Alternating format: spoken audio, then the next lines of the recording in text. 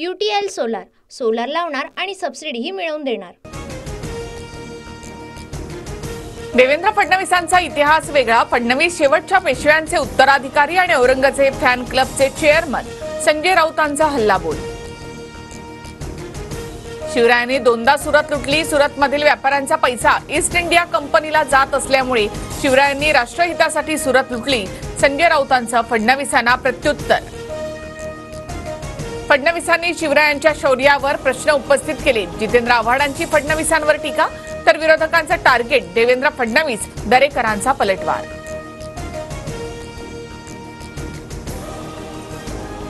औरंगाबादच्या पिल्लावळीने दुसऱ्यांदा शिवद्रोही बोलू नये। उद्धव ठाकरे पाकिस्तानी एजंट। नितेश राणे यांची ठाकरेंवर टीका।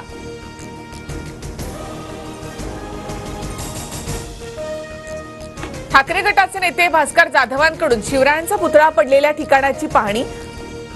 आदिलशहाचे वंशज या आजही इथल्या मातीमध्ये आहेत। भास्कर जाधवांचा नितेश राणेंवर हल्लाबोल।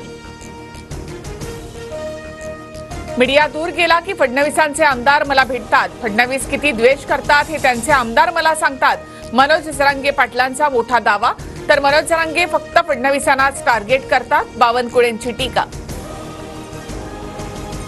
अजित पवारांची जनसन्मान यात्रा बारामतीत। अजित पवारांचं बारामतीकरांकडून जंगी स्वागत, तर अजित पवारांचे पुत्र जय पवार गुलाबी बाईकवरून रॅलीमध्ये सहभागी। अजित पवारांच्या जनसन्मान यात्रेच्या निमित्तानं बॅनरबाजी। बॅनरवर अजित पवारांचा भावी मुख्यमंत्री असा उल्लेख। बॅनरवर शिंदेंच्या कार्यकाळाचा 2022 ते 2024 असा आशय।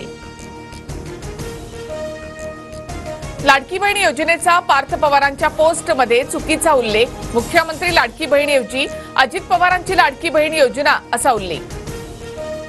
अजितदादांची लाडकी बहीण योजना 18 ते 65 वयोगटातील महिलांना 1500 रुपये। शरद पवारांचा आजपासून 4 दिवस कोल्हापूर दौरा। पवारांच्या स्वागताला समरजित घाटगे यांचीही हजेरी। समरजित घाटगे उद्या राष्ट्रवादी शरदचंद्र पवार पक्षामध्ये प्रवेश करणार। भाजपचे माजी खासदार सुजय विखे पाटील शिर्डी विधानसभा मतदारसंघात वडिलांच्या प्रचारामध्ये सक्रिय, तर शिर्डी मतदारसंघात जाती धर्मावर द्वेष पसरवला तर गाठ माझ्याशी, सुजय विखेंचा इशारा। भाजपकडून पक्षप्रवेशाबाबत मला कुठलाही प्रतिसाद नाही। काही दिवस वाट पाहणार, अन्यथा पवारांच्या राष्ट्रवादीतच राहणार। खडसेंकडून भूमिका स्पष्ट, तर शरद पवारांनी राजीनामा स्वीकारला नाही असं स्पष्टीकरण। एकनाथ खडसेंनी लोकसभा निवडणुकीत भाजप उमेदवारांसाठी काम केलं। खडसे भाजपमध्येच राहतील, प्रदेशाध्यक्ष चंद्रशेखर बावनकुळेंची प्रतिक्रिया। पुण्यामध्ये 24 तासामध्ये हत्येच्या 2 घटना। पुण्यामध्ये फायनान्स मॅनेजरसह राष्ट्रवादीचे माजी नगरसेवक वनराज आंदोकर यांची निर्घृण हत्या। आंदेकरांच्या हत्येप्रकरणी आतापर्यंत 5 जणांना अटक।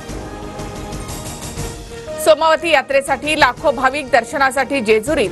येळकोट येळकोट जय मल्हारच्या जयघोषाने जेजुरी दुमदुमली। मराठवाड्यामधील 8 जिल्ह्यांमध्ये मुसळधार पावसाची हजेरी। गेल्या 24 तासामध्ये 3 जणांचा मृत्यू, 78 जनावरं दगावली। मराठवाड्यामध्ये 284 मंडळांमध्ये अतिवृष्टीची नोंद। हिंगोलीमधील अनेक भागामध्ये पूरस्थिती। आमदार संतोष बांगर शेतकऱ्यांच्या मदतीला। संतोष बांगर यांच्याकडून एनडीआरएफच्या टीम सोबत अडकलेल्या लोकांचं बचाव कार्य। यवतमाळमध्ये पुरातून पूल पार करणं युवकाच्या अंगलट। पूस नदीला आलेल्या पुरामध्ये युवक वाहून गेल्याच्या घटनेचा व्हिडिओ व्हायरल। परभणीच्या मानवत तालुक्यामध्ये पुराच्या पाण्यात एसटी बस वाहून गेली। घटनेवेळी बसमध्ये प्रवासी नव्हते, त्यामुळे मोठी दुर्घटना टळली। बस चालक आणि कंडक्टरचा जीव थोडक्यात बचावला।